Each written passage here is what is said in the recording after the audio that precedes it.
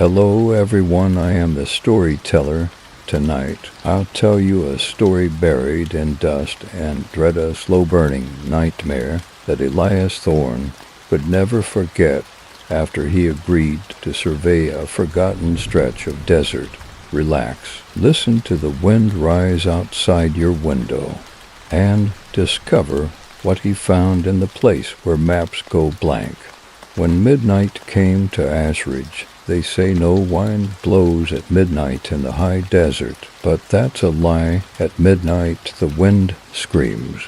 I heard it first on the sixth night long after the stars had vanished, replaced by a yawning black dome overhead. The campfire had collapsed into coals, and the satellite phone was dead weight in my pack. I was alone, or should have been.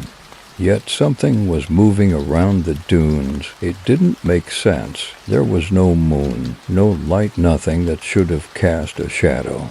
But I saw one, tall, human, almost, but wrong. It didn't move like a man. It unfolded slowly, like smoke drawn backward. I hadn't slept in 3 days, maybe 4. I'd lost track.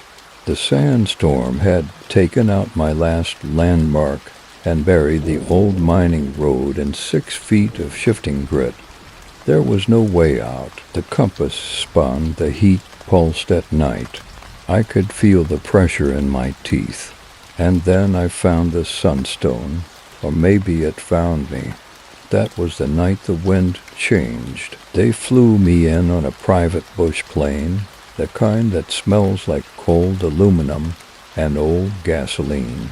Below us, the Nevada desert stretched like a sheet of cracked leather, colorless, unbroken, and cruel. You sure about this, Doc? The pilot grunted. Ashridge ain't even on the new maps. Got wiped in the 70s. Sand swallowed the whole damn town. I gave a half smile. That's exactly why we're going, the pilot shrugged. Well, don't say I didn't ask. We banked hard, wings tilting toward a choked canyon. Below, the land was a graveyard, skeletal yuccas, sun-bleached wagons, something that looked like the frame of a church buried up to its steeple in ochre dust. Nothing moved. Not even the wind. The site wasn't on the grid. The coordinates came from an oil exec who spoke about unregistered mineral veins with the enthusiasm of a televangelist.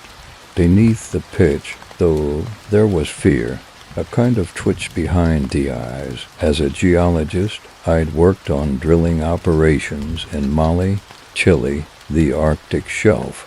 I've seen tectonic ghosts, rock faces that tell stories 10 million years deep. But something about this place, even from the air, was off. The terrain didn't match known strata, fault lines where there shouldn't be, silica deposits reflecting light when the sun hadn't risen. It wasn't until I stepped off the plane and tasted the grit in the air that I felt it. The silence. I don't mean quiet, I mean absence.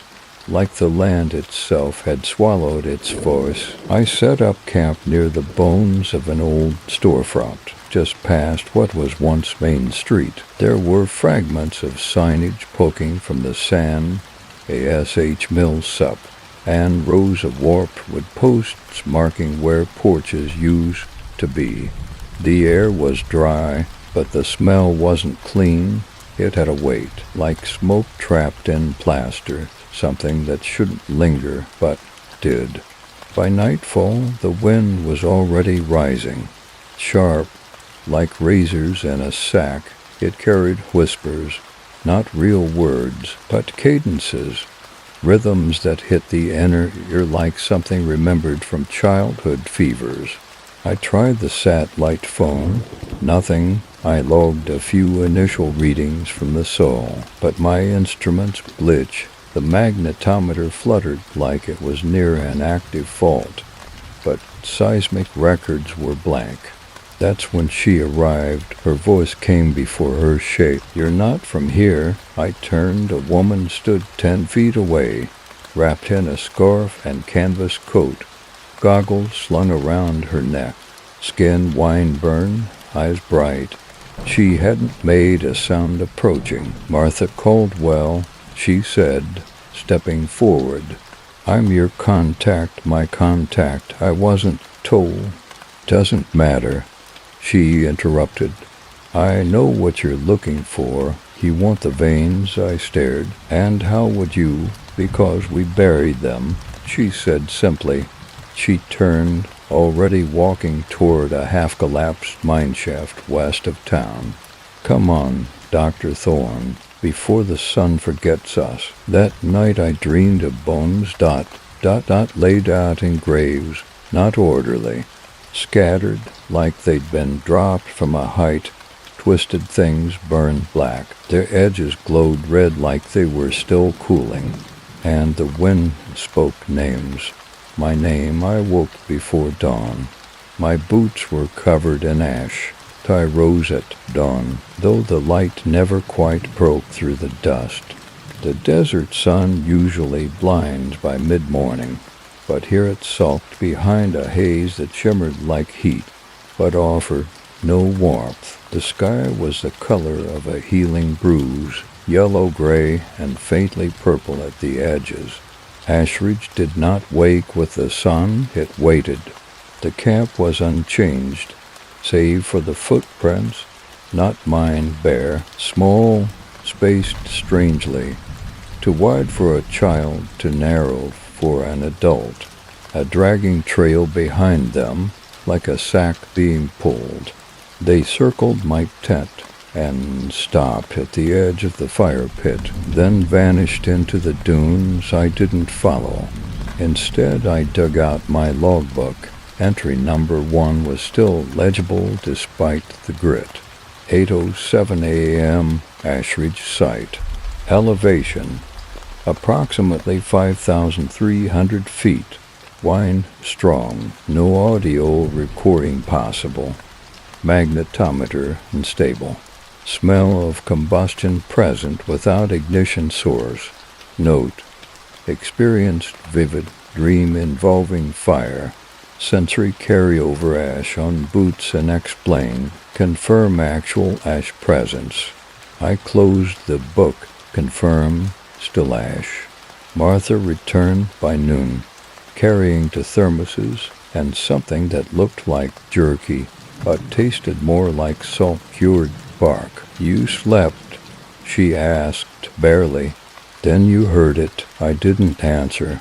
She sat cross-legged in the dust, her eyes not on me, but on the wind, as if watching it move. "You'll get used to the voice. Most do, some don't." I was too tired for riddles. "What is this place, really?" She chewed slowly. "Depends who you ask." "I'm asking you." Her lips thinned. "The government calls it a collapsed settlement, a dust casualty.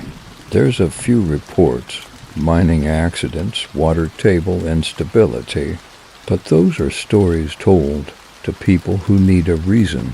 And you?" "I was born here." Her eyes met mine, flat, clear. "There are older stories, and the sand keeps all of them."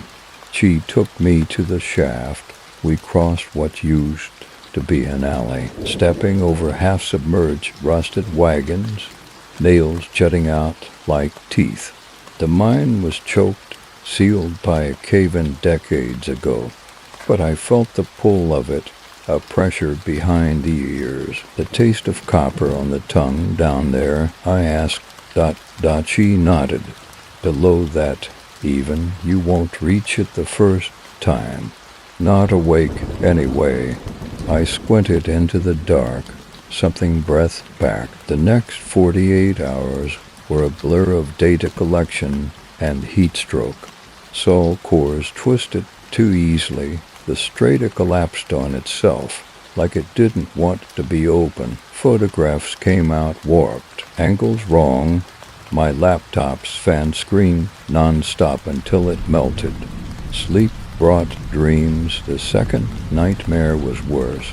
This time I was inside the church, roof gone, sand pouring in from the ceiling, something sad on the altar. A figure wrapped in funeral linens, eyes covered in bandages soaked black. Behind it, a wheel of fire spun in the air. I heard my father's voice say, "Bury it deeper." When I woke, the trigger object was in my hand. I hadn't found it. I hadn't unpacked anything that looked like it. It was just there, a sunstone medallion, the kind seen in fringe anthropology forums, crude etchings, an Ouroboros around a flaming eye, warm to the touch, but not from sunlight. I dropped it, buried it in the sand, packed it down hard with my boot. That night, it was back in my tent, on my chest, and the sandstorm began. The storm lasted 37 hours. That's what the watch said anyway, but I only remember 20. Maybe less, maybe more time swam in the wind. I'd lashed my tent to the collapsed porch beams and buried the edges deep, but by hour 15 the poles were groaning like something alive, and sand hissed through every seam. Every few minutes I had to spit grit from my teeth, feeling it grind behind my molars like ground bone. The stone sat in my lap the entire time. I didn't put it there, couldn't take my eyes off it. I heard voices in the sand, not whispers this time, clear, sharp. Some were mine. Most weren't. One belonged to my mother, dead 13 years now, reading Psalm 23 in her old sing-song voice. Another belonged to Dr. Samuel Reed. "Elias," he said, just once. I remember that clearly, because I hadn't heard my first name in weeks. People around here just called me Doc or nothing at all. Reed's voice came with the weight of memory, regret, and something else, pity. After the storm died, I emerged to a landscape flayed of color. Everything looked older, like the storm had stripped a century from the surface. The facades were nearly gone. Half of my gear was buried or warped. The satellite phone was cracked down the middle. Martha arrived as the last grains were settling. She looked untouched. No goggles, no mask. Her boots were clean. "You found it," she said without asking. I didn't answer. "You held it. You dreamed." That's how it starts. "What is it?" I asked. She crouched beside me, brushing dust from the stone with her sleeve. "It's your proof of what? That you've been here before?" I laughed then. A raw, bitter noise that scraped the back of my throat. "That's cute. Cult stuff, right? Past lives and sacred dirt." She didn't flinch. Instead, she reached into her coat and pulled out a yellowed photograph. "We dug this up 2 years ago. Thought it was a hoax." She handed it to me. 5 people stood in front of a chapel half buried in ash. Their clothes were frontiera, long coats, high collars. One man in the center wore a badge carved with the Ouroboros Sandai symbol, the same as the medallion. His face was unmistakable. It was mine. I don't remember what I said. I don't remember if I said anything at all. All I know is I sat there long after she left, holding that photo, with shaking hands, watching the sand eat the firelight, and when I finally slept, I dreamed of the third sign, a pit, endless, ringed with scorched juniper trees, voices rising from it, in perfect unison, chanting a single phrase. Midnight is the hour of unmaking, then silence, then the sound of a heartbeat, not mine. Under the sand, I woke up covered in soot. My fingernails were packed with black ash. My boots were gone. My left eye throbbed like it had been bruised. From the inside, the sunstone sat beside me again. This time it was glowing, and I swear it was breathing. I left the camp just after first light. No map, no compass, just the medallion swinging from my neck, hot against my chest, like a second heartbeat, one beat behind my own. I wasn't going anywhere specific, I just couldn't stay. The wind had calmed, but the silence had changed. It wasn't empty anymore, it was listening. About half a mile from the mine shaft, I saw him, a man, standing in the distance, broad shoulders, high boots, oilskin coat fluttering in the wind. A wide-brimmed hat shadowed his face, but I saw just enough of the jawline to recognize myself. Not a resemblance. Me, I blinked, he was gone. But in the sand where he'd stood, something had been dragged, a heavy shape drawn backward through the dust. I followed. The trail led to a chapel. Not the ruin from before, not the roofless bones. This was whole, pristine, like the wind had rebuilt it. Shiplap siding, iron bell, blood-red door. I walked the perimeter 3 times before touching it. No mirage behaves like that. No dream leaves footprints inside. The air was cold, dead cold. I could see my breath. The pews were full, I mean it. Full shadowy shapes. Dozens of them, sitting and moving, staring straight ahead, and at the front, behind the pulpit, was a mirror, cracked down the middle. I stepped closer. The mirror showed the chapel, empty except for me, and behind me something tall and swaying, no face, no hands, just a body made of smoke and gauze, stitched from funeral cloth. I turned, nothing. But when I looked again, the mirror was gone, so were the pews. Now I was alone in a church made of bones. I don't remember walking back, not really, just flashes. A field of crucifixes carved from twisted rebar, a woman's voice whispering the Lord's Prayer backward, and the sound of sand falling endlessly into a pit that had no bottom. When I got to camp, someone had gone through my things. The logbook was open. My notes on the geology of Ashridge gone. In their place, 3 words burned into the canvas floor with what looked like acid. You were here. I ran. I ran toward the only place I swore I wouldn't go, the mine. Caldwell's warnings, the nightmares, the impossibilities. All of it blurred behind rage and fear. I needed answers. If they were buried, I'd dig them out. The opening yawned like a throat. I dropped in a flare. It didn't hit bottom. I climbed down anyway. 60 feet in, the walls began to change, from sediment to basalt. Then something else, not stone, shell, polished, touched with circular grooves, like the inside of a fossilized rib cage. My light flickered, and then voices, real voices. I pressed my back to the wall and listened.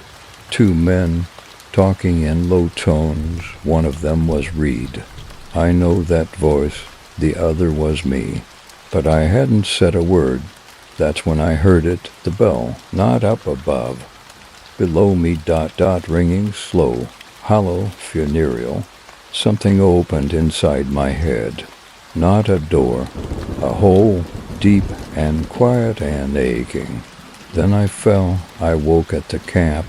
Don't remember climbing out. Boots scorched, nose bleeding, 1 fingernail gone, and across my chest, in blistered skin, a perfect imprint of the sunstone medallion.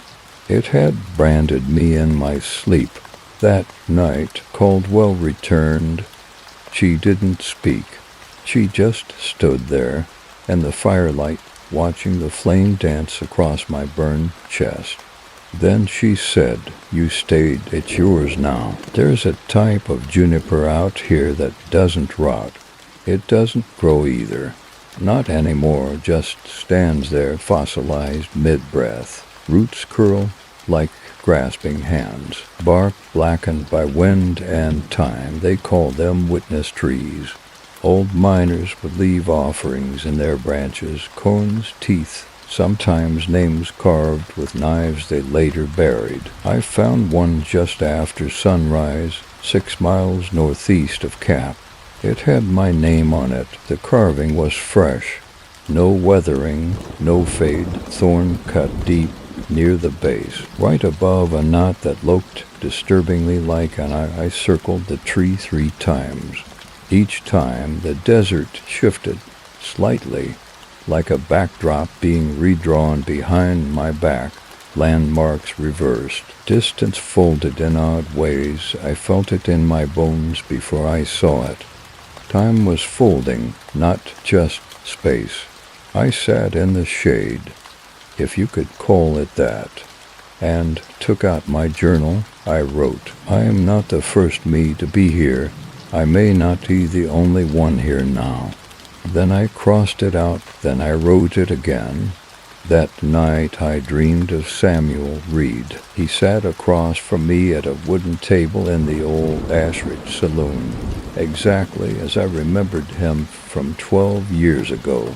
Corduroy blazer, scar over the temple from the Tanzanian collapse site. Only now his eyes were sewn shut. He drank something black and steaming. When he spoke, ash fell from his mouth. "You should have drowned the dream when it was still a thought," he said. "What does that mean?" But he only raised his cup to me like a toast. Then he screamed, long and slow, without opening his mouth, a scream that didn't come from his throat, but from under the floorboards. I woke, gasping. My tent smelled like coal smoke. The sunstone was glowing again. I finally asked Caldwell about the prophet. We sat on opposite sides of a dead water basin, throwing Roxy into dust. She didn't speak for a long time. When she finally did, her voice had changed, like something else was speaking through her, like memory had taken the wheel. They called him Jacob the Hollow, born in ash, spoke in riddles, claimed to dream before dreaming existed. He brought the first fire down into the mines, said there was something living under the clay, something waiting for its name to be said aloud. What was it? She stared at me, not through me, at me. He said it looked like us, that it had to wear us to move, that it hated being remembered, and that once you heard your own voice come back wrong, it meant you'd already let it in. That night I recorded myself, just once, just a voice memo to hear it back. It started normal, my voice, flat, dry, tired. Then, halfway through, a pause, and I said, "You need to dig under the church.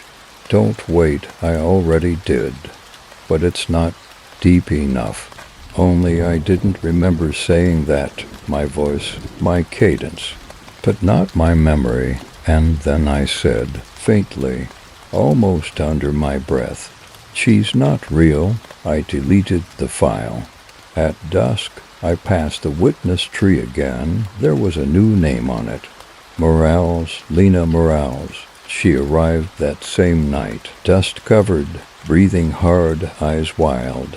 "I tracked the signal from your flare," she said. "Thorn. Jesus, you have no idea what's happening out here." She didn't look surprised to see me. I didn't look surprised to see her. Neither of us said it out loud, but we both knew something had drawn her here. The same thing that had kept me here.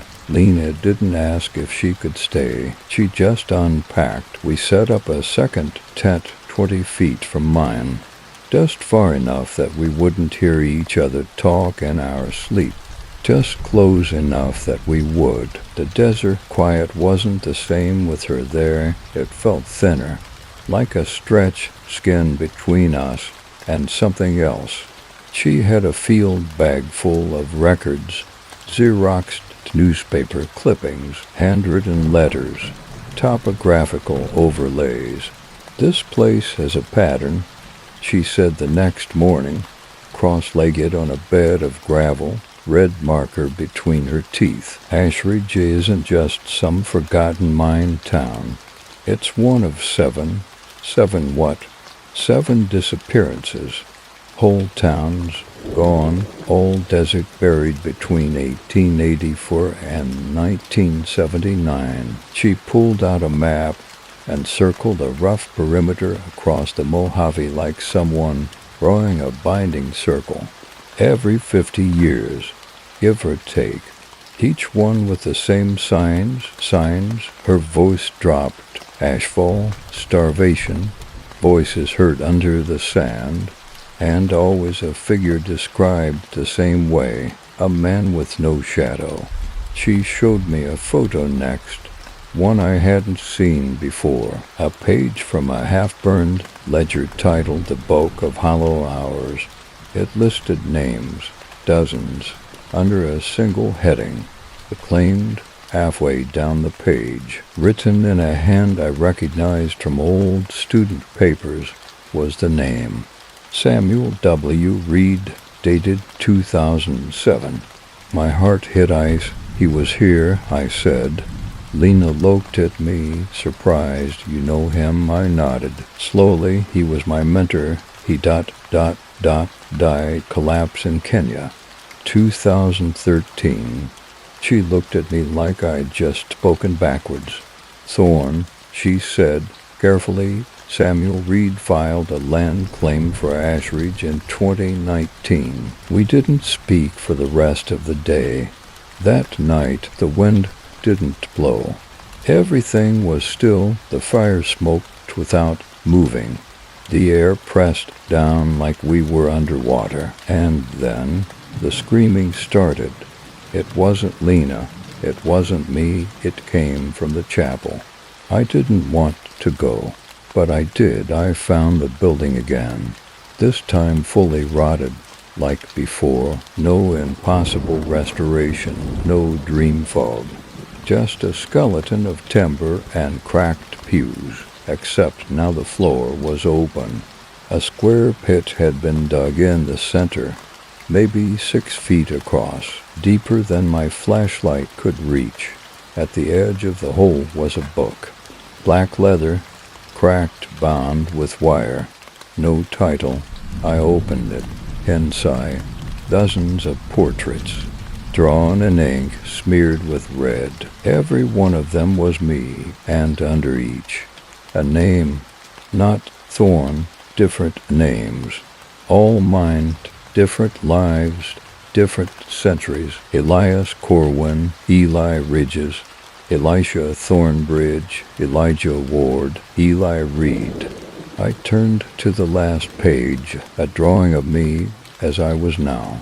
Same jacket, same scarring on my hand, same sunstone around my neck. Only this time, beneath the picture, there was no name, just a word, and complete. When I returned to camp, Lena was already awake. She looked pale, sick. "You left," she said. "You heard it, too?" "No, I saw it." She lifted her shirt. Across her stomach were 5 long bruises, like fingers, burned into the flesh. Something reached into my tent. I found Whitaker under a shattered railway arch west of the chapel, half buried, half forgotten, like everything else out here. He was sitting in the sand, bare feet black with dust, chewing on something that looked like jerky, but smelled like rot. I thought he was dead until he spoke. "You're late." He didn't look up when I approached, just kept going, slow and deliberate. His face was a collapsed canyon. wrinkled so deeply you couldn't find a man beneath the erosion. I crouched. Do I know you? You did. He spat something dark into the sand. You might again. Lena hung back, watching from a distance. She didn't trust him. Smart. I didn't either, but I couldn't leave.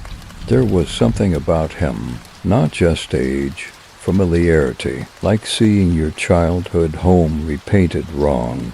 Name's Whitaker, he said, like it mattered. Been in Ashridge longer than Ashridge has been in maps. He grinned, black teeth. You come for the voices or the silence they leave behind? I'm looking for answers, he cackled. Then you've already lost the question. He told us stories, not answers, not facts, just fragments. Folk tales, half-sung hymns, funeral riddles spoken in the cadence of old snake handlers. Lena recorded him. She shouldn't have. The story of the hollow sun. Once there was a child born without a shadow. The mother wrapped him in white ash and fed him smoke. He grew fast, taller than a man, too fast. He said he remembered the world before it was named, said he'd come to name it. One day, he split open the mountain and found a hole that wasn't there before, said it was him-shaped, climbed in, never climbed out. I didn't ask what it meant. I was afraid I'd understand. Lena stopped recording. Her hand shook as she hit stop. I've heard this story before, she said, voice low. Whitaker smiled at her without teeth. Of course you have. You told it to me. That was the first fracture. The first time slip. Lena and I walked back in silence. The dessert felt wrong, brighter, maybe, or older. The air tasted like iron. The sand had shifted patterns. Back at camp, I reached for my journal. It was open. Fresh ink, my handwriting, to new entries I didn't remember writing. Entry number 23, 11:03 p.m. Whitaker remembers me, but not this version. Lena's bruise changed sides. It was left, now it's right. The wind is reversing. Watch for the hollow moon. And below it, scrawled in darker ink, entry number 24. Do not trust me. I'm still inside. That night I dreamed again, worse than before. This time it wasn't fire or burial. This time it was me, standing over my own body, older, smiling, holding the medallion in one hand and something worse in the other, a mask made of stretched skin. My skin, I watched myself kneel. Then I put the mask on. I woke up screaming. Lena didn't. She wasn't in her tent. Lena was gone. Her tent was still zipped from the inside, boots placed neatly, pack unopened. No sign of a struggle, no signs of departure, just missing, like she'd stepped into a crack between seconds. I circled the site 5 times. No prints, no notes, no blood. Only her journal, laid open on her sleeping bag, a blank page. But when I touched it, ink bloomed. I'm still here. You haven't looked the right way yet. I spent the morning searching the wrong way. Apparently, the witness tree was still there, but the carving had changed. No longer morals. Now it read, Lena Thorne. My blood ran cold. I returned to camp in full sun. My tent was zipped. The fire was dead. But the air inside was warm. Someone had just been here. The medallion was on my pillow, and beside it, something worse. A photograph printed on thick, sepia-toned paper, dated in the corner. July 18, 2025. Today, it showed me and Lena standing side by side outside the chapel. only I hadn't seen her since last night. And that version of me, smiling, hand on her shoulder, was wearing a different jacket, one I burned years ago. I ran back to Whitaker. He was waiting under the same railway arch, chewing the same strip of spoiled meat. In the same hunched position, he looked up this time. She ate calm, boy, as she shifted, caught between what he smiled, slow and pitying. Between you, that's when I noticed it. Behind him, another Whitaker walking toward us, younger, taller, cleaner clothes. He didn't seem to see us, walked right past, muttering something about the wrong dream and the crooked bell. The old Whitaker watched him go. That's me in 63, he said, or it ain't. Depends if you listen forward. I looked down at my hands. They were shaking. My fingernails had grown, long and sharp, like I'd been out here for months, but I still remembered arriving 5 days ago. Didn't I, when I got back to camp? Lena was there. Or a version of her. She was pacing, barefoot in the sand, sunburned and humming a tune I'd never heard. I called her name. She stopped, turned, and frowned. "You're early," she said. I stared. "Where have you been?" Her expression shifted. Not fear, not confusion, recognition, like she'd been expecting a different me. She walked forward and touched my face, then recalled, "No, not you, not yet." I tried to follow her, but she stepped into the chapel's shadow and was gone. Not vanished, erased. I checked her journal again that night. The page that had been blank was now filled, edge to edge, in her cramped, angular handwriting. No paragraph breaks, just a spiral of text winding toward the center. At the very end, a phrase repeated 3 times. "Find the chapel at dusk, ... not the one you see, the one that sees you." And then the fire spoke. It crackled once, and out of the flames came my voice. "You should never have followed her. She's not the one who came back. Dusk came late, or maybe I came to it. Out here, time unspools sideways." I walked toward the chapel, the one I thought I knew. The ruts off in beams, the cracked altar, the pews swallowed by dust. I reached the steps, but this time the door was closed. It had never been closed before. I knocked, no echo. I pushed, no resistance. The door gave like skin stretched to long over bone inside. It was cold, not desert cold, cellar cold, subterranean. The chapel was different, taller, narrower, angled wrong. No crucifix, no stained glass. Just a mirror behind the altar, again, larger now, cracked into 9 shards. Each shard showed something different. In one, I was kneeling, bleeding from the eyes. In another, Lena stood over my sleeping body with the sunstone in one hand and a hammer in the other. In the central shard, I saw my father, smiling, but his teeth were wooden. He raised one hand. 3 fingers only. "You were born backwards," he said, "and that's why it can find you." I looked away, and the chapel changed.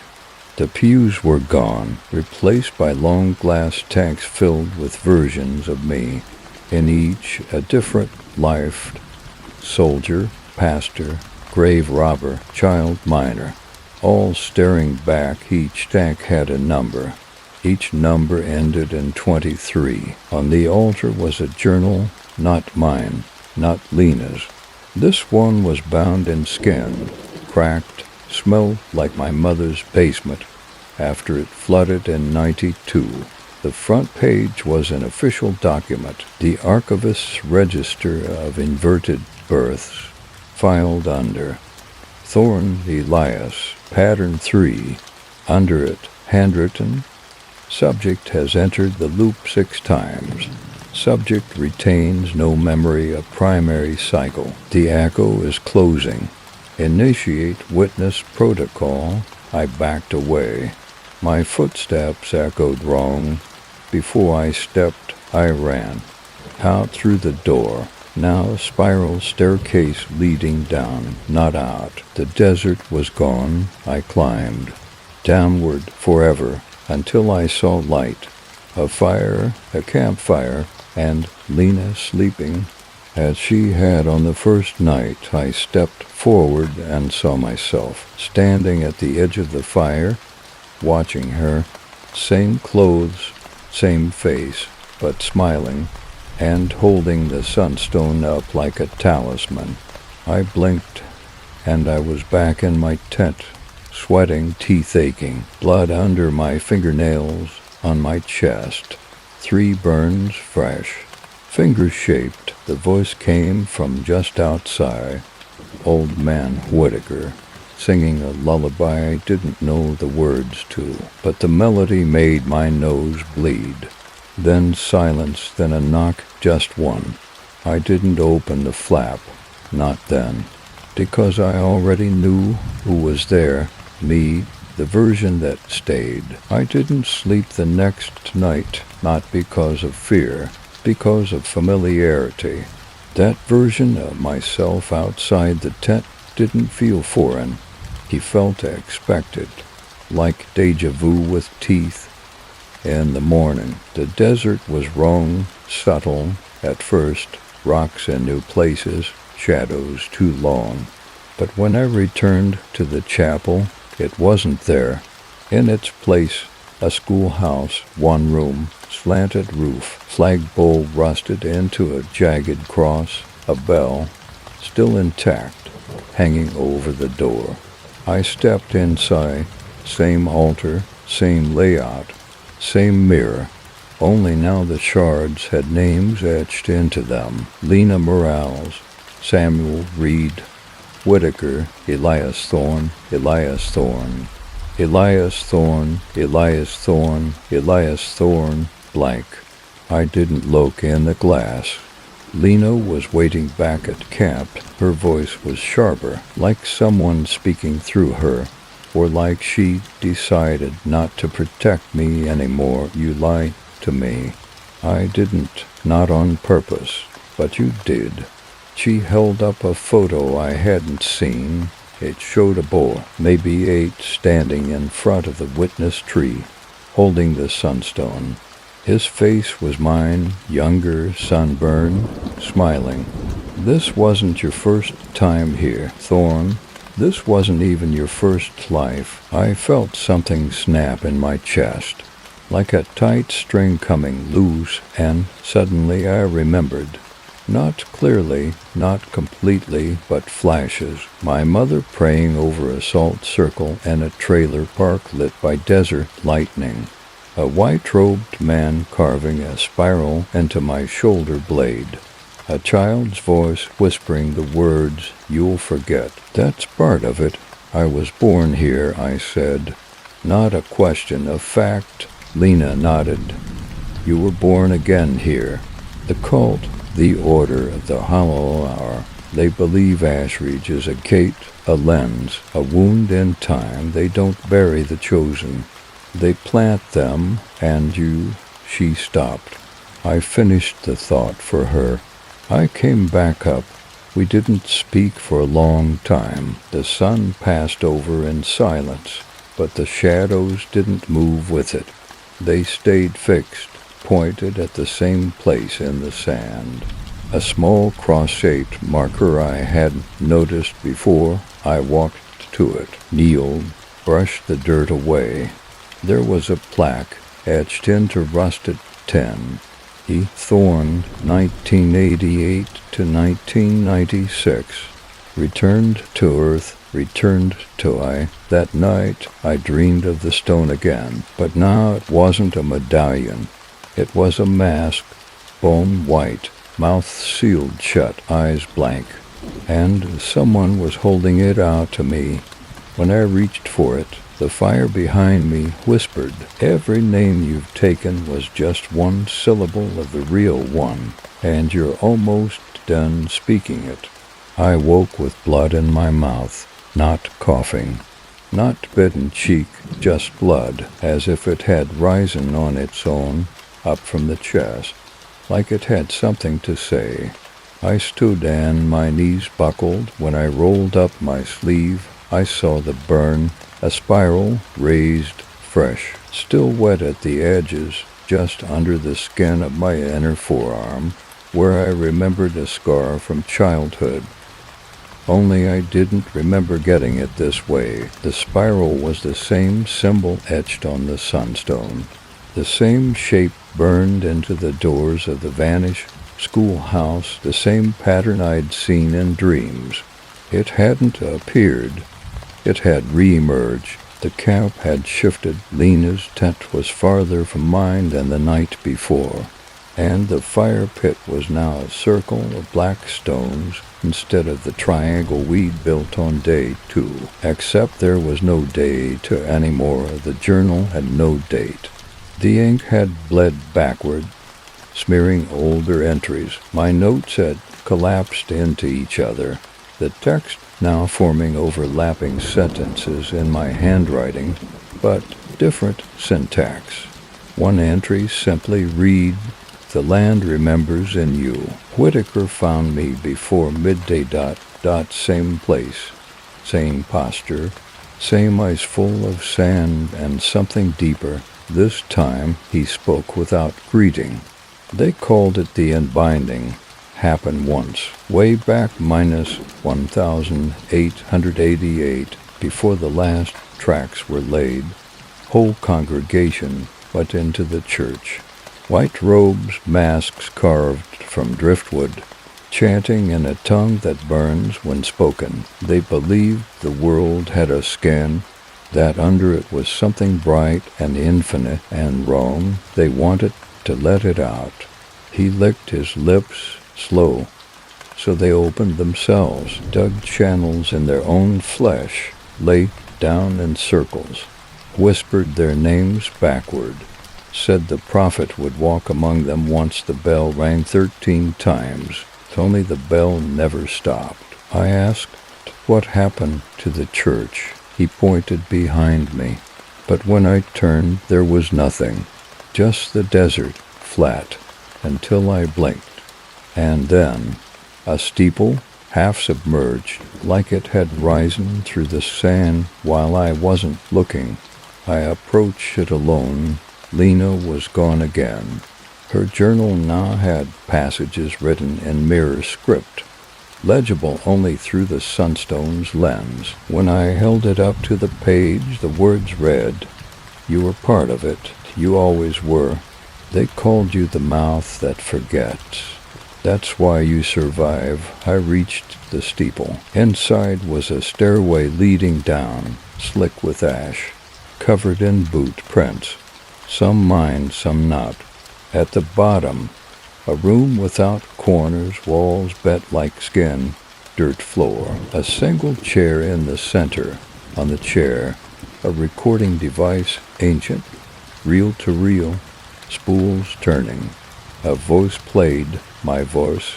"If you're hearing this, you already know. You've already broken. You're not supposed to remember the unbinding. That's the point. But you dug through the wrong layer. Now it's waking, and it wears your shape." I ran, clawed up the stairs, out into the dusk, and the chapel was gone. Not buried, gone, replaced by a tree made of salt. The witness tree, carved into it now. The final thorn, and below that, she's already inside. I turned back toward camp and saw Lena waiting. But this time, she had no face, just skin pulled smooth, like someone had forgotten to finish her. Lena wouldn't stop scratching. She dug her fingers into her arms like she was trying to peel something off that wasn't visible. The skin under her nails turned black. She spoke in fragments, the same sentence over and over. I can't be in this shape anymore. It doesn't hold. I tried to calm her. I reached for her shoulder. She recoiled, then froze. Looked at me like I was a stranger. Don't touch me, she said. Not with those hands, not this time. The sun didn't rise the next morning. Not really. It just paused, a dull gray disk behind static clouds. The light stayed the same, dawn light, for over 14 hours. I checked my watch. The second hand ticked, but the minute hand didn't move. When it finally clicked forward, I lost the teeth. No bleeding, just gone. Left behind in the bedroll, whole clean, as if they had never belonged to me. That was when Lena told me about the ash key. She said it came from before Ashridge, before maps, before any name. She said there was a vault beneath the chapel, deeper than the staircase I'd found, buried under layers of time and sand and memory. The cult built it for the final iteration of the unbinding. They never finished it. Something went wrong. The ash key was made to unlock the wrong door, she said, eyes red from sleeplessness, but it also opens out. If you know the cost. What's the cost? She looked at me, and for the first time didn't blink. Your anchor, we argued for the first time that night. She said I wasn't the first Elias she traveled with. Said she remembered for versions before me. One vanished. One turned on her. One bled sand. The last one never woke up. You're the closest, she whispered, but you're fraying. I blacked out that night. Not sleep, a snap, like a film reel catching. When I came to, I was standing in front of the chapel again, but it was whole, pristine, lit from within, midnight, but sunlight through the stained glass. Inside, pews full, every seat taken. They were all me, every version. Different clothes, different wounds, all staring straight ahead at her. Lena, dressed in ash-white robes, face blank, holding the ash key, a long black shard shaped like a rib bone, pulsing with light like a coal that still breathes. She looked right at me. You're late again, she said. I fell backward into the sand, woke up in my tent. The sun was still paused, the chapel, gone again, but in my palm, gripped tight as if my body had refused to let go. 'Twas a long black object, sharp, warm. The ash key bled when I held it too long. Not metaphorically, actual blood. Dark, viscous, but not mine. It smelled like scorched iron and something older, like the inside of a cracked tomb. I couldn't drop it. When I tried, my fingers wouldn't obey. Lena was gone again, or she'd never returned. At this point, I wasn't sure if she was a person or an echo or the desert's way of apologizing. But her journal was open. Only now it wasn't filled with words. It was filled with diagrams, not blueprints, anatomy, not of a body, not exactly. Something humanoid adjacent, a structure that mimicked the form of a man, but had vault doors where organs should be. At the center, behind the ribs, a chamber, labeled simply entry, memory, exit, and beneath it, you are the lock, you are the door. I stepped outside. The desert was shifting again, the dust arranged in circular patterns around the cap. My own footprints reversed, pointing toward me rather than away. I walked back to the chapel site. There was no building this time, just the outline of one, burned into the ground. a perfect blackened foundation. In the center, where the altar would be, was a mirror shard. I picked it up. When I looked into it, I saw the vault. Not a vault like a bank, not a vault like a safe. A cavity, wet, pulsing. The walls were ribbed and slick, breathing, and I was inside it, naked, kneeling, holding the ash key, pressing it into my own chest, slowly, tenderly, as if I had done it 100 times before. The mirror cracked in my hand. I bled. The blood hissed on the sand, and the ground beneath me opened. No sound, no tremor, just absence. Like the desert blinked, I was falling, not through space, through versions of myself, each one suspended mid-action, digging, screaming, praying, laughing with blood in their teeth, each one whispering a single word as I passed. Open, open, open. I landed in darkness. No walls, just an echo. In front of me, a stone slab covered in carvings. It glowed faintly, reacting to my breath. The carvings reformed as I stared, became words. My name written 23 different ways, then choose the one that forgets. I didn't understand until I saw it.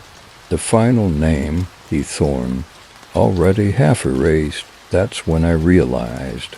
This vault isn't a place, it's me. I'm inside the structure that was made from my own forgetting, from every version I've buried, from every loop I survived by surrendering something essential.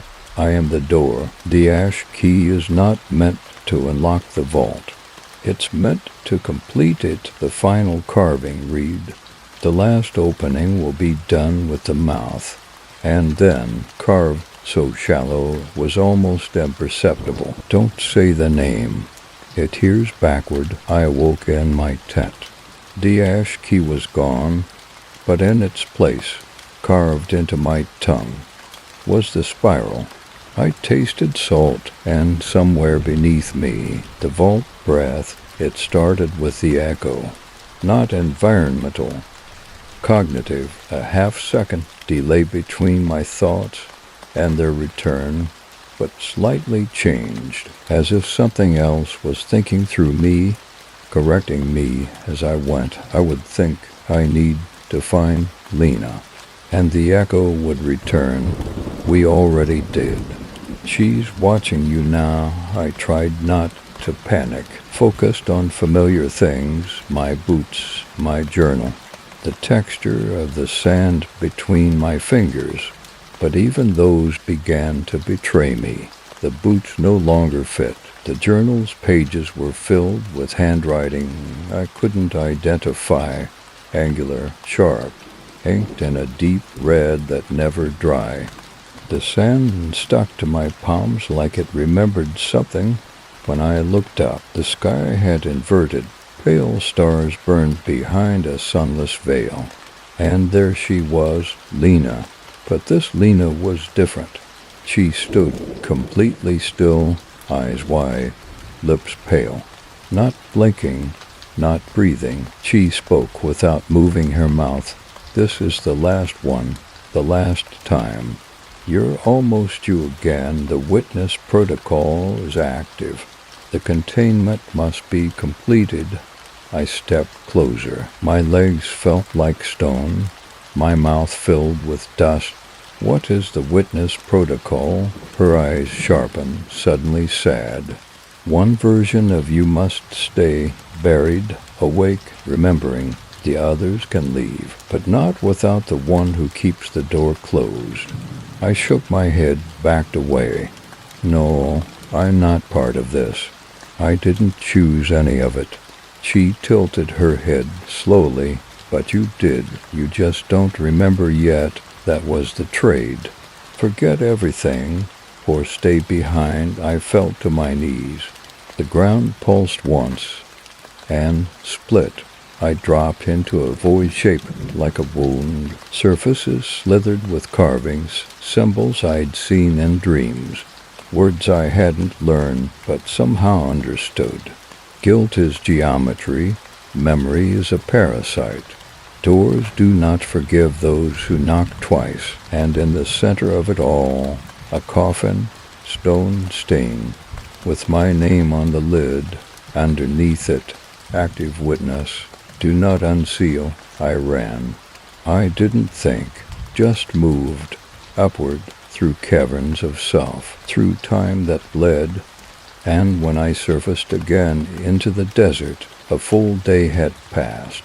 I hadn't eaten, my stomach didn't notice, the sun hadn't moved, but the sky was filled with hundreds of birds frozen in place, wings outstretched, mid-flight. They didn't move, not even when I screamed. Back at camp, Lena's journal was gone. In its place, a single photograph. It showed a funeral. Mine, closed casket surrounded by figures in white. Every one of them wore my face, and carved into the back of the photo, decide who stays. The door wants less of you. That night I sat by the fire and listened to myself whisper across the flames. Don't choose escape, choose the door. It's what we were built for. One of us has to be the witness. I started walking at first light, north, past the witness tree, past the crater where the chapel used to be, past the ridgelines marked with carved vertebrae, fossilized bones too large for any known animal. I didn't look back, didn't think, just walked. 6 hours, 9, maybe more. The light didn't change. My water didn't deplete. I didn't sweat.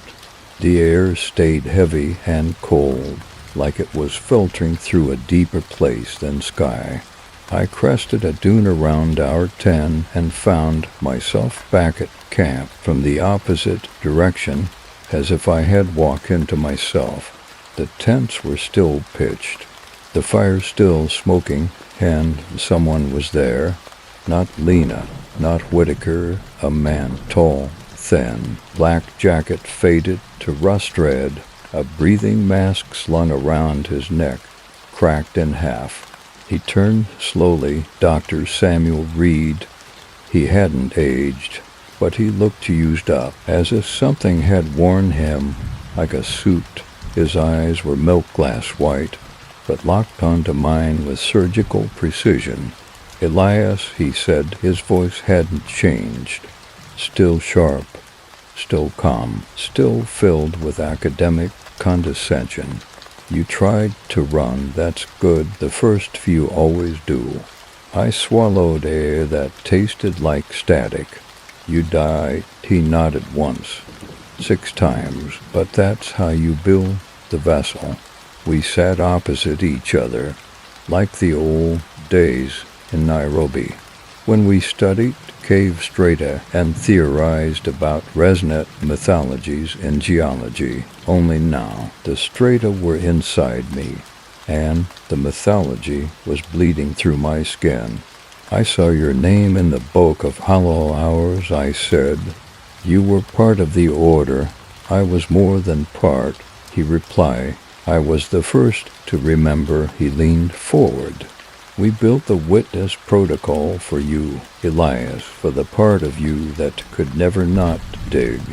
And now you've tunneled through yourself. You've found the ash beneath your bones. He pulled something from his coat pocket, a bone pendant, etched with the same spiral that bloomed on my tongue. This was yours once, he said, but you asked to forget. I took it. It was warm, wet.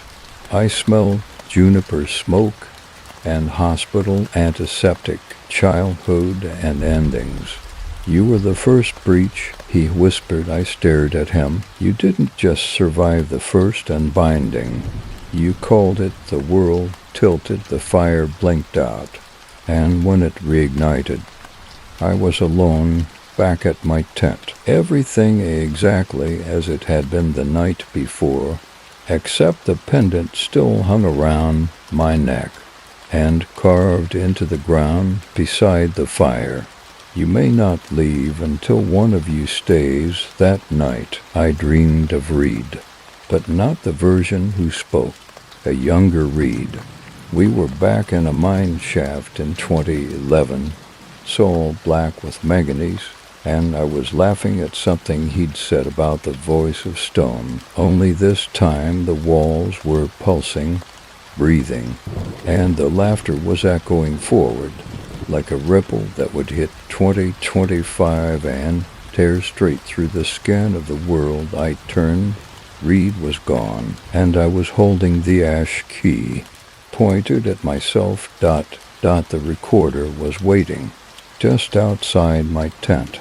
I hadn't seen it the night before, still running, still warm, still turning its black reels with a slow, deliberate rhythm, like a heartbeat that forgot how to stop. There was no play button. It simply was. The voice that came through was mine, but warped, drenched in echo, split into two registers, one low and crawling, the other high and cracking like old porcelain.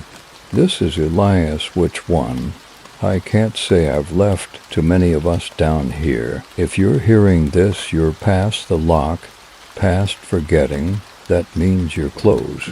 But don't trust the voice that sounds most like you. That one's already chosen.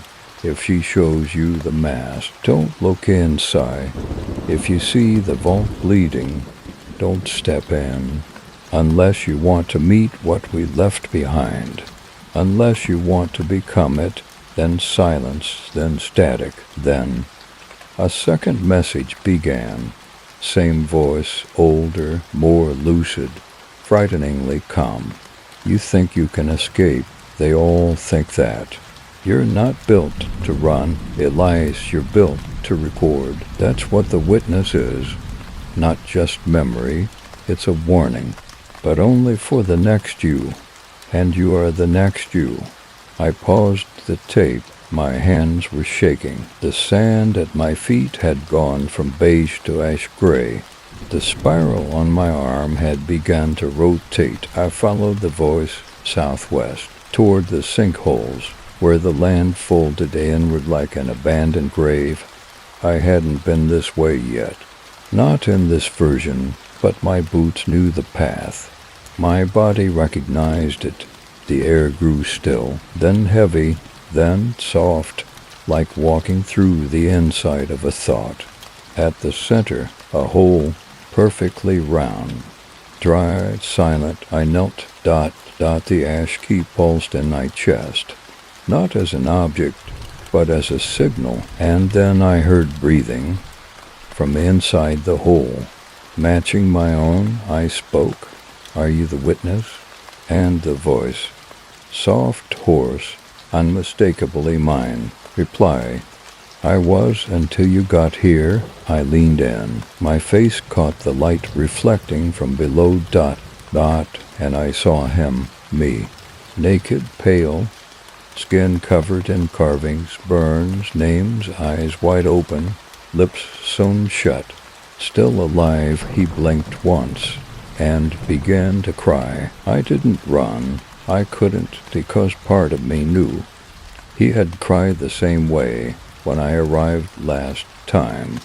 That was the truth, the witness protocol. You don't leave until you choose which self stays behind. And the only one who can make that decision is the one closest to remembering everything.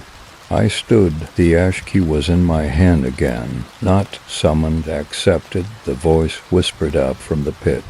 Do it before she does. I turned. Lena stood behind me, her face fully human again, her eyes completely blank. She smiled. Time to choose. Elias. She didn't blink.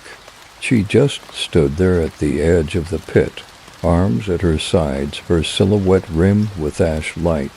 Her expression was soft, calm, almost maternal, like she was looking at someone younger, someone smaller, someone she'd buried before. You know what I am, don't you? She asked. You're Lena. She tilted her head. That was one of the names I wore, yes. But I was made long before her. When the first tongue split open the sky and said, forget me later, I'm the anchor, Elias, the one they built to hold the door closed. From both sides I looked down into the pit. The witness was crying silently, reaching up with hands wrapped in spirals. I looked back at her. Then why show me all this? Because one of you has to decide what the next version remembers. Behind me, the wind rose, not loud, just white, like it was coming from every point in time at once. The ash key began to hum in my hand, not physically, in my skull. A pressure, a note, a choice. He stays, Lena said, pointing into the pit. That's how it was written. That's how the spiral ends. You walk out, you forget, again, or... She stepped closer, close enough for me to see the cracks in her skin, like baked earth, like something that had held its shape for far too long. You break the protocol. You take his place, you remember everything, but you'll never leave, and you'll never sleep again. The pit beneath me throbbed. The witness whispered, do it. I'm tired. I'm afraid I am starting to change. I knelt, held the ash key over the wound in my arm. Where the spiral had first bloomed, it fit perfectly. One twist would seal the transfer. I looked up. Lena was crying now, but her tears moved upward, defying gravity, like ash drawn into a vent. Don't choose for mercy, she said. Choose for memory. I twisted the key, the spiral flared, the desert screamed, and I saw it all. Every cycle, every mask, every Elias who begged not to be buried, and every one who deserved to be. Every version of Lena, child, lover, mother, stranger, weapon, the chapel on fire, the bell ringing 13 times. The first time I said the name that shouldn't be said. The first time I called the thing that now wears my shape. And then stillness. I was back in the pit, looking up, watching myself seal the opening, watching Lena vanish into the dust, watching my name disappear from the bulk of hollow hours, all but one letter. Now I sit, breathing, remembering, recording. I am the witness now. The vault lives inside me. And if you're hearing this, you're next. It didn't start like a voice, more like pressure, the way cabin air tightens behind the eyes at altitude, or how sound changes underwater, not gone, just turned inside out. That's what the other Elias felt like, a shape behind my thoughts, not loud, just waiting for me to think something first, so it could answer. The desert is wrong now, no wind, no color, just the endless crunch of salt beneath my boots and the impression of faces in the dunes, not clear, just impressions. One of them remembered to fast, one of them light. The camp is gone. Where the tent stood is now a circle of glass, fused sand, still warm. In the center, a small bone, shaped like a human ear, pressed flat. There's a note beside it, scrawled in red dust. I broke the silence, and it filled me. Don't listen to what wears your face. The ink slides sideways if I stare too long. The reel-to-reel recorder returned. It sits where the chapel once stood. A new message plays on its own. The voice this time is closer, my voice, but younger, less tired, less ruined. Hey, me, I guess this means you broke through. That's good or bad or both. I tried to warn you, but it doesn't matter. You always get here, you always choose. But I didn't, I never picked, never stayed, never remembered. I just ran, and let the others clean it up. So now I'm the one who gets to end it. You're not the only witness anymore. A new spiral has formed on my right hand, inverted, spinning inward, not outward, that night. If it was night, I heard her again. Lena, only not as a voice, as weather. A low, humming wind that passed through my ribs instead of around them. She said just one word, carried on the air like smoke. Watch. I slept inside the pit, the wound-shaped vault. I dreamed of 13 bells ringing at once, not in a church, but in my teeth, and in the dark, a figure, faceless, barefoot, walking backward, dragging a coffin that pulsed like a heart. When it opened, there was no body, just a mirror, and in the mirror, Lena's eyes, not blinking, not breathing, just watching. I woke with sand in my lungs, coughing blood that wasn't mine. It smoked on the salt, and spelled one word in steam, repeat. There's a sound in the desert now, not wind, not footsteps, not the bells. It's the sound of turning pages, only faster than human hands could ever turn them. Thousands, millions. A storm of parchment grinding against itself, like time trying to eat its own spine. It comes from the horizon, and it's moving closer. I found a circle of stones arranged around the vault. 12 total dot each, carved with a date and a name. All mine, but not in order. The sequence spirals inward, chronology phrase. Some dates are from decades before my birth. The last stone is blank, fresh, waiting.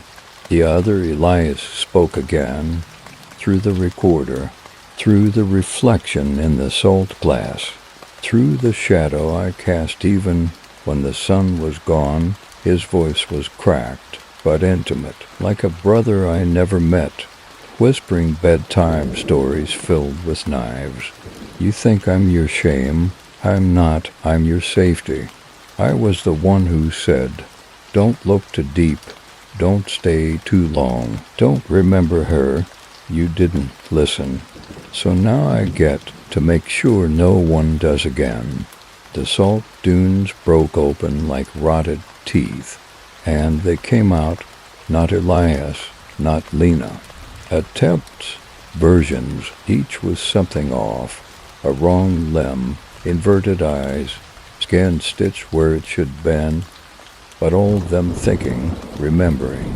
All of them failed witnesses. I knew them, they knew me. They began to dig a spiral into the ground around the vault, with their hands, with their teeth, with the bones of each other.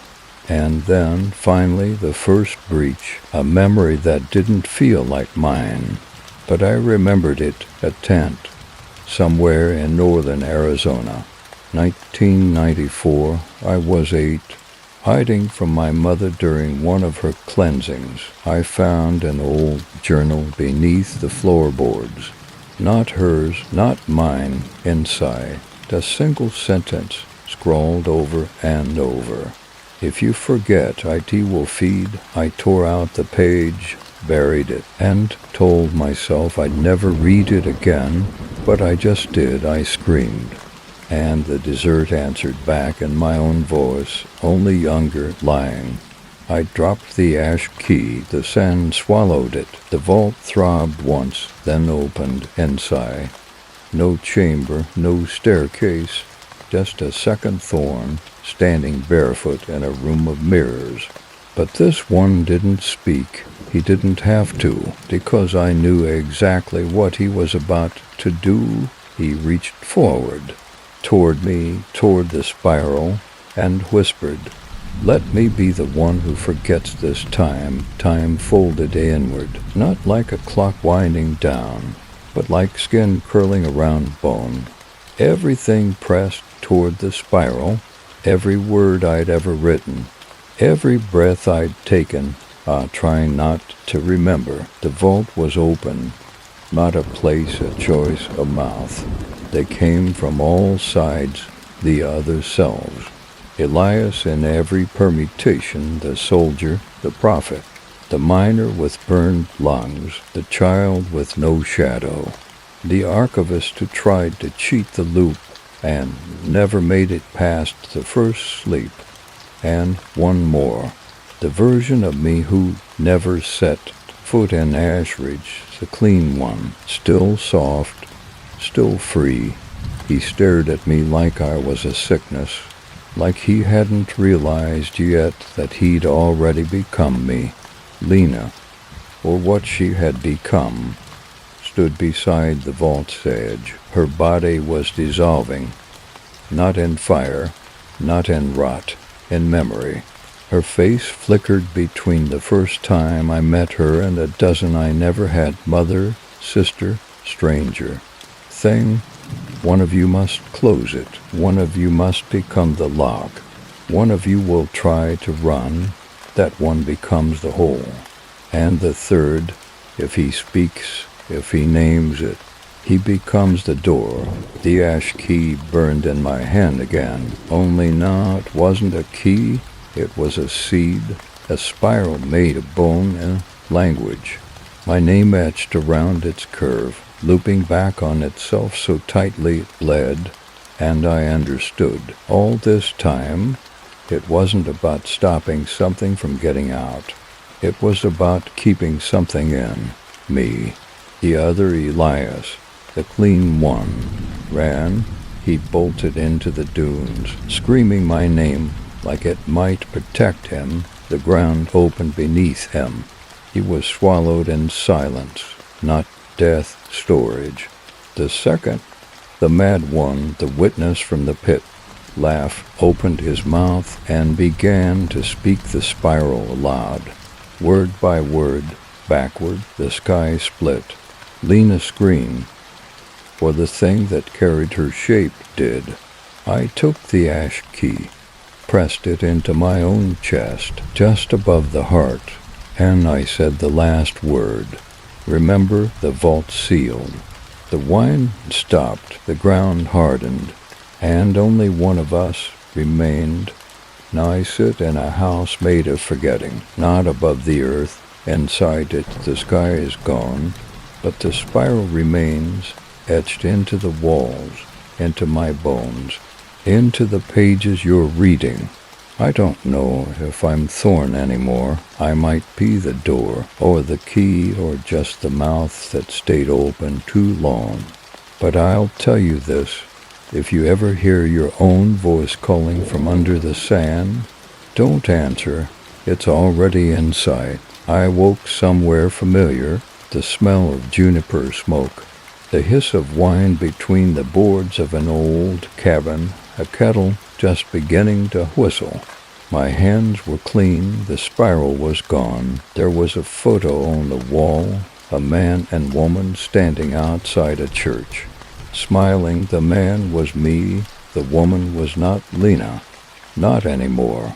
Outside, the land was calm, dry, alive. Rabbits darted between brush. Crows barked from a distant hilltop. A truck idled down the ridge. Normal, except it wasn't. Because I knew something was wrong, too much was right. I found a mirror in the bedroom. The reflection stared back, same face, same eyes. But when I smiled, only the mirror did. A knock on the door. I opened it without thinking. A man in a state park uniform stood there, friendly, dusty. Mr. Thorne, just checking in. Camp's clear past the ridge line if you're heading out. No fires after dusk. Where am I? He tilted his head. Juniper Ridge, just outside Hollow County. You've been here a while, right? How long? He scratched his chin. Hard to say you folks don't always leave a check-in date. You folks, he handed me a pamphlet. On the front, welcome to Ashridge, Nevada, where history stays buried. Inside, the smiling cartoon miner held a shovel. On the back, enjoy your stay. Don't mind the echoes. When I looked up, the ranger was gone just when, and the faint sound of a reel-to-reel turning somewhere in the trees.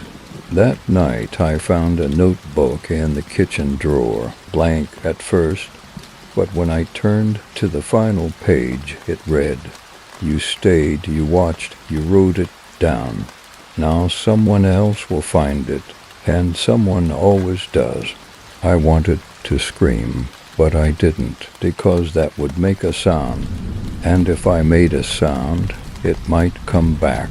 So I sat, and I wrote, and I waited, because I knew someone else would come.